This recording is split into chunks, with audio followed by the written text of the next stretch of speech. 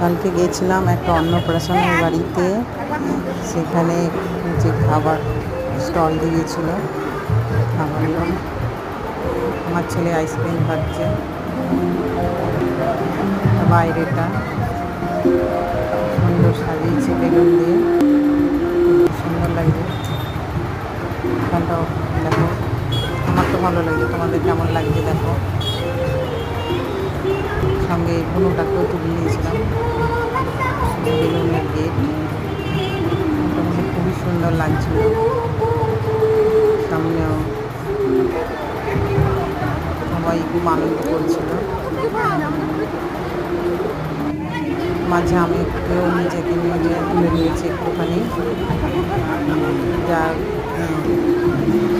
অন্নপ্রাশন ওই এই বাচ্চাটার মা নিজে দাঁড়িয়েছে, আমি তুলে নিয়েছি। আমার ছেলে আর আমার দেওরের মেয়ে অন্নপ্রাশন ছিল বাড়িতে। কেমন লাগলো বলো।